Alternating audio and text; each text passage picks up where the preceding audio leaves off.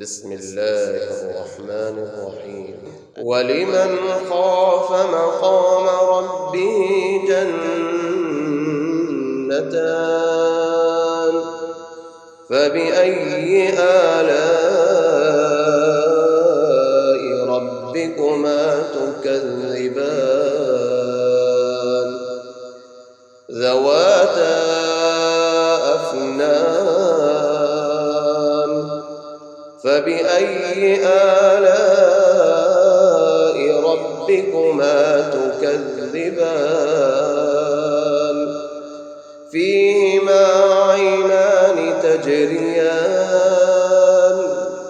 فبأي آلاء ربكما تكذبان فيهما من كل فاكهة زوجان فبأي آلاء ربكما تكذبان متكئين على فرش بطائنها من استبرق وجنى الجنتين دان فبأي آلاء ربكما تكذبان فيهن قاصرات الطرف لم يطمثهن إنس قبلهم ولا جان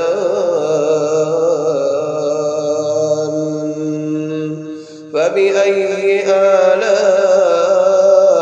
ربكما تكذبان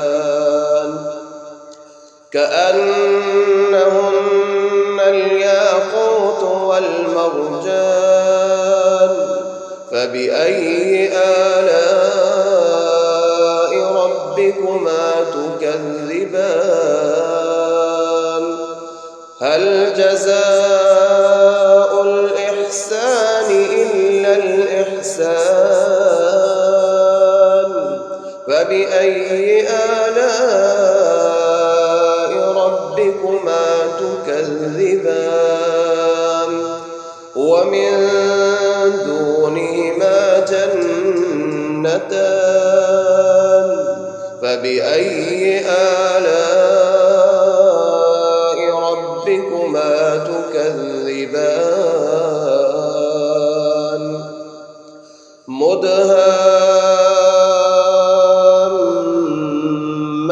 مدهامتان فبأي آلاء ربكما تكذبان فيهما عينان نضاختان فبأي آلاء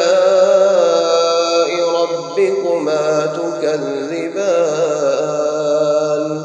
فيهما فاكهة ونخل ورمان فبأي آلاء ربكما تكذبان فيهن خيرات حسان فبأي آلاء ربكما تكذبان حور مقصورات في الخيام فبأي آلاء ربكما تكذبان لم يطمثهن إنس قبلهم ولا جان فبأي آلاء ربكما تكذبان متكئين على رفرف خضر وعبقري حسان فبأي آلاء تكذبان تبارك اسم ربك ذي الجلال والإكرام